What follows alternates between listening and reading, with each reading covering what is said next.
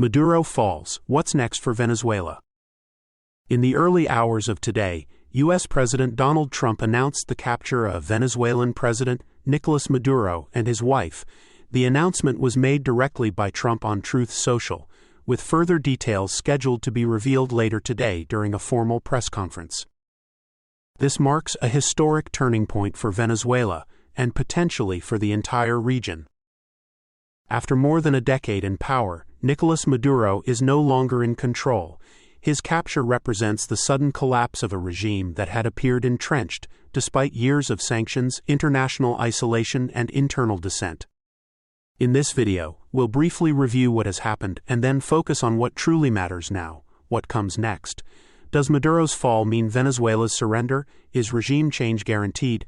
And how will global powers such as Russia and China respond? Let's begin with the situation on the ground. Following Trump's announcement, it is now clear that Nicolás Maduro has been removed from power and is no longer exercising authority over the Venezuelan state. His detention, alongside that of his wife, signals not just a political defeat, but the dismantling of the regime's top leadership.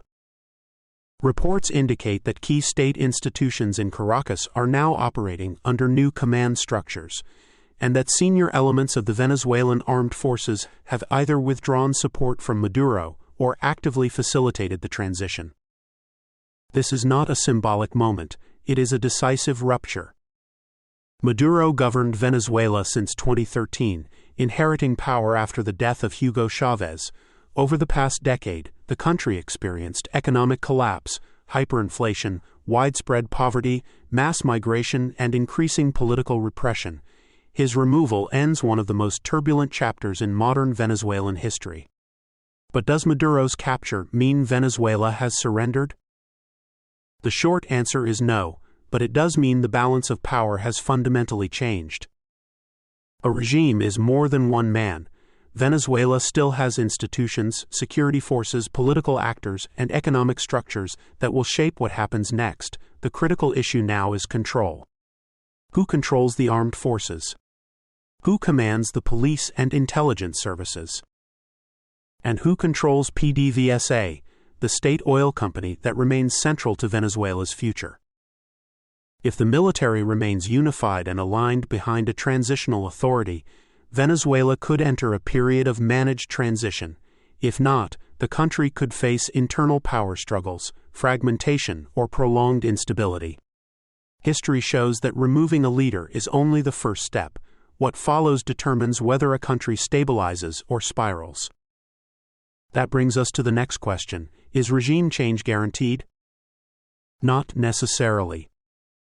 Maduro's fall opens the door to regime change, but it does not automatically complete it. Several paths are now possible. One scenario is a negotiated transition.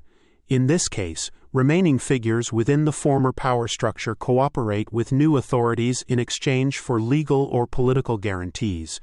A provisional government could be established, potentially backed by international recognition, with elections scheduled in the near future.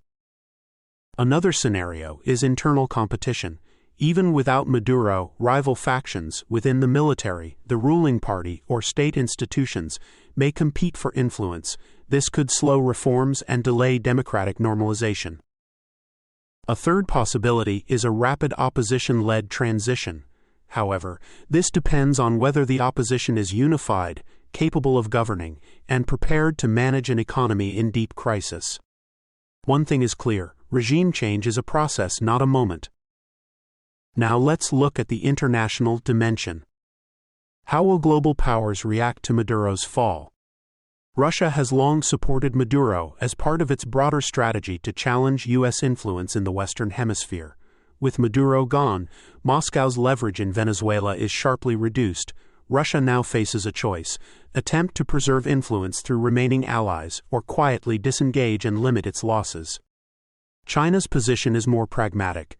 Beijing's primary concerns are economic, debt repayment, energy access, and long-term investments.